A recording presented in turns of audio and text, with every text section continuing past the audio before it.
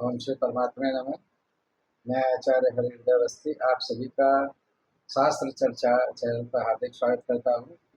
प्रातः स्मरणीय पूज्य गुरु जी पंडित भगवत संशोध वेद मूर्ति तत्वनिष्ठ गीता उपनिषद और पुराण अधर्म शास्त्र के विशेषज्ञ व्याकरण विभाग के पूर्व विभाग अध्यक्ष काशी विश्वविद्यालय हम लोग को चरक संहिता के शारीर स्थान के प्रथम अध्याय का ज्ञान दे रहे हैं। मन की चर्चा चल रही है। मन अणुरूप पर एक है। आगे की चर्चा के लिए चलते गुरु जी की ओर। यल्लीलायित विश्वमेतदखिलं यस्मिन् पुनर्लीयते यस्मात्स्थावरजङ्गमात्मकमिदं लोकं दरीदृश्यते भासा यस्य विभान्ति सर्वजगतो सर्वात्मना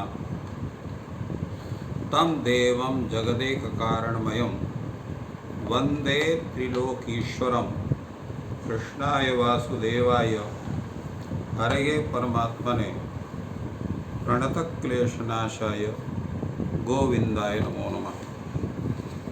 शास्त्र चर्चा इस चैनल से संबद्ध सभी विद्वद्गण, सभी जिज्ञासु छात्रवृंद, सहृदय सज्जन वृंद एवं इस चैनल के व्यवस्थापक आचार्य हरिहृदय अवस्थी जी, आप सभी का चरक संहिता के शारीर स्थानम इस प्रकरण के विचार परंपरा में स्वागत है।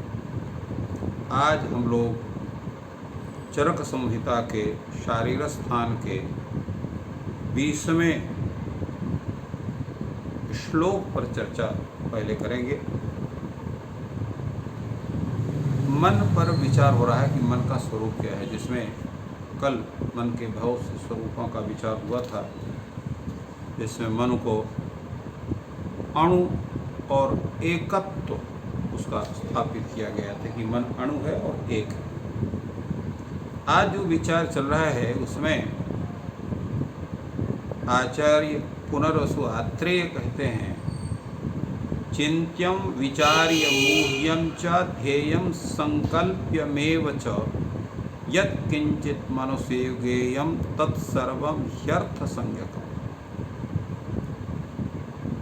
जो भी चिंतन करने योग्य है, विचार करने योग्य है, तर्क करने योग्य है, ध्यान करने योग्य है, संकल्प करने योग्य है, तो इनके अतिरिक्त और जो भी हम मन के द्वारा जानना चाहते हैं या मन के द्वारा जानने योग्य जो भी विषय है, वो सब मन के विषय माने जाते हैं। तात्पर्य क्या है कि हम जो भी चिंतन करते हैं उस चिंतन में, मनन में मुख्य हेतु हमारा मन है। मन के माध्यम से ही संपूर्ण चिंतन की स्थिति बनती है। और जो विचार करते हैं, तर्क करते हैं या किसी वस्तु का, देव आदि का ध्यान करते हैं या किसी कार्य को करने के लिए उसका हम संकल्प लेते हैं, ये सब मन के द्वारा ही संभव है। और जिस विषय को भी इस तरह से आप जानना चाहते हैं तो वह जानने योग्य संपूर्ण विषय वो भी मन का विषय है। तो ये मन के विषय की स्थिति इनकी।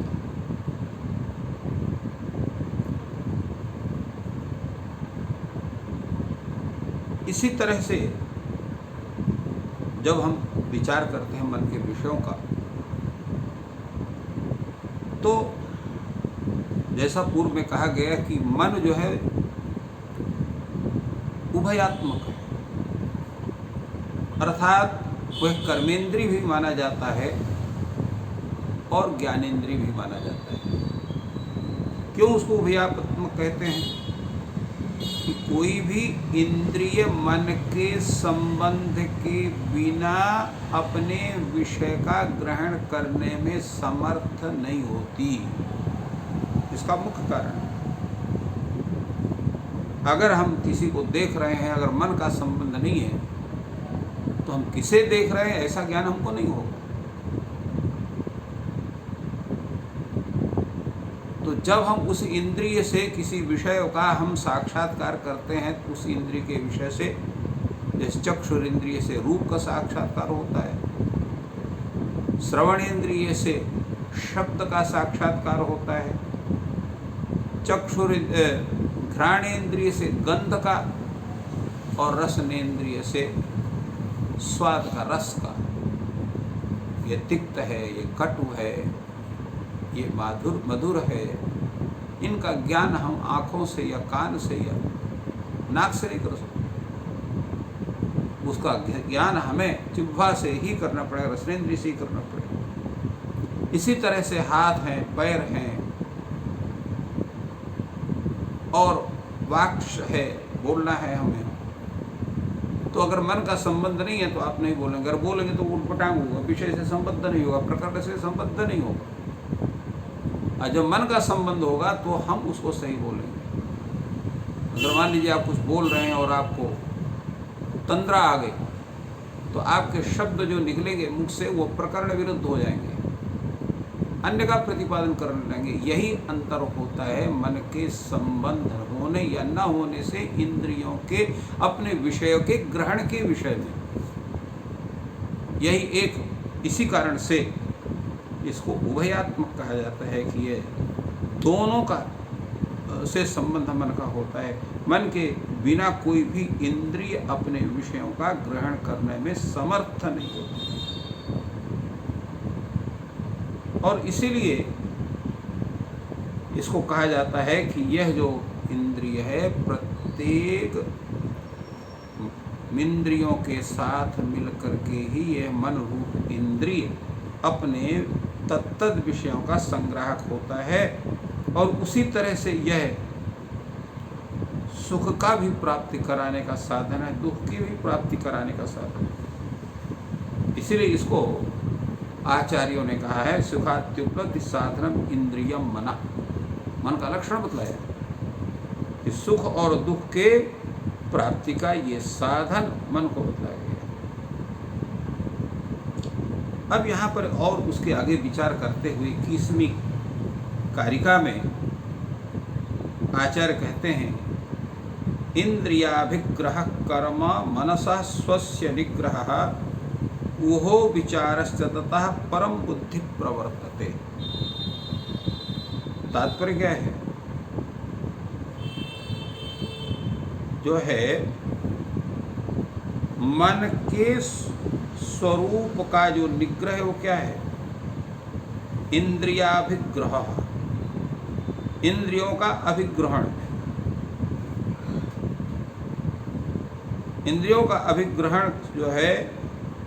दूसरा स्वस्य मनसा निग्रह, स्वयं अपना माने उस विषय के ज्ञान के लिए निग्रह करना, स्वस्य मनसा निग्रह।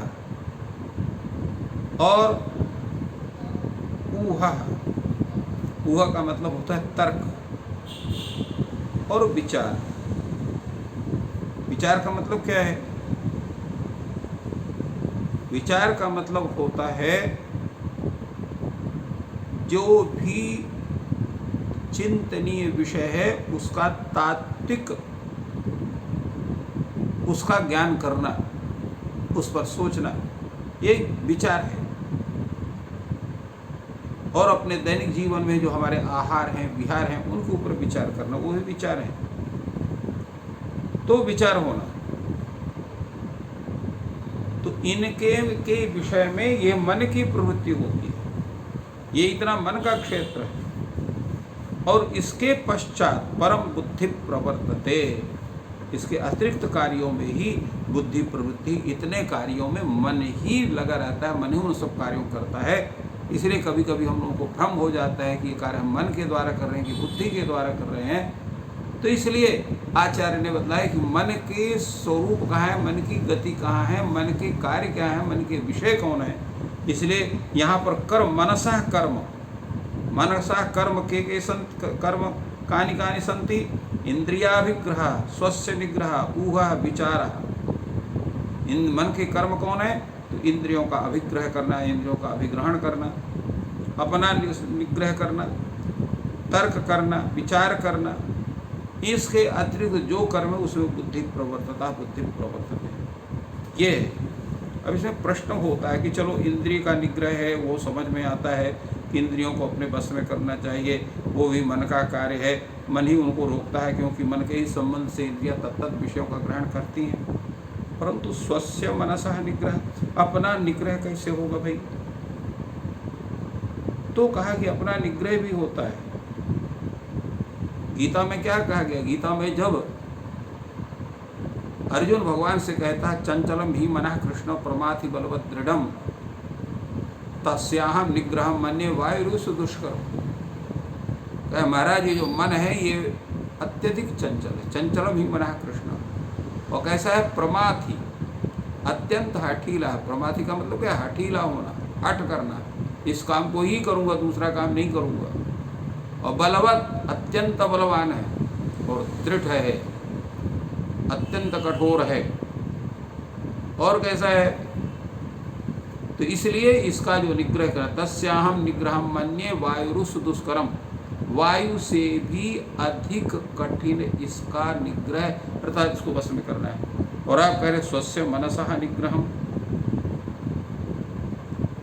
तो कहा उसका गीता में बताया कि मनसैव इंद्रिय ग्रामम संबंधतः विनियम्य। जब हम मन से इंद्रिय समूह के विषयों को हम नियंत्रित करते हैं तो मन का नियंत्रण होने लगता है।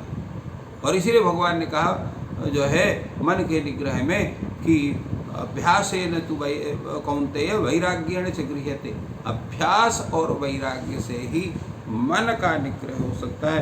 इसलिए यहाँ पर आचार्य ने स्वस्य मनसः निग्रह कर्म जो है ये मन का बताया। और जैसे ज्ञान के अनेक स्वरूप होते हैं, जिसमें बताया गया कि बाह्य इंद्रियां और ज्ञान इंद्रियां, मन, अहंकार, बुद्धि। तो मन, अहंकार और बुद्धि, जिसको हम लोग अंतःकरण शब्द से भी कहते हैं, तो ये आभ्यंतर इंद्रियां अथवा अंतःकरण जिसको हम लोग कहते हैं, अंदर की इंद्रियां। वैसे अंतःकरण शब्द का जो वेदांत में स्वरूप है वो यही है कि चित्त, बुद्धि, अहंकार और मन, इन चारों को मिला करके एक अंतःकरण का एक स्वरूप बनता है। चित्त और मन को कहीं पर एक लोग स्वीकार करते हैं, परंतु एक नहीं है। वेदांती लोग कहते हैं कि चित्त भिन्न है, मन भिन्न है। तो इसलिए यहाँ पर इसका उल्लेख किया कि इन सब का निग्रह करना चाहिए। और इसी को जो है आचार्य ईश्वर कृष्ण कहते हैं कि शांतःकरणा बुद्धि ही सर्व विषयम अवगाहते यस्मात् तस्मात् त्रिविधम कारणम द्वारि द्वाराणि सर्वाणि। अंतःकरण के साथ जो बुद्धि है, अर्थात अहंकार, मन इत्यादि के साथ जो बुद्धि है, वो सब विषयों को चूंकि उनका अवगाहन करती है, उनका ग्रहण करती है, इसलिए तस्मात् त्रिविधम करणम, ये तीन करण बनते हैं, तीन साधन बनते हैं। कौन है ये? कौन? मन, बुद्धि और अहंकार। और ये क्या है? दो करण भी हैं। करण का मतलब होता है असाधारण कारण। और द्वारी, द्वारी का मतलब ये है उसका व्यापार भी है ये। और सर्वाणि द्वाराणि, सर्वाणि में संपूर्ण इंद्रियां भी उसके साथ साथ बनती हैं। तो इस तरह से अत्यंत जो है सरल रीति से इस मन के स्वरूप का, मन के कार्य कर्म का, मन के निग्रह आदि के विषय में चर्चा आचार्य आत्रेय पुनर्वसु अपने शिष्य अग्निवेश से करते हैं। तो इस प्रकार गुरुजी ने आज मन के कर्म बताए और स्वस्य निग्रह सबसे प्रधान कर्म है, जिससे कि इंद्रियों का भी कंट्रोल होता है, अपना कंट्रोल होता है और मोक्ष की प्राप्ति होती है। धन्यवाद।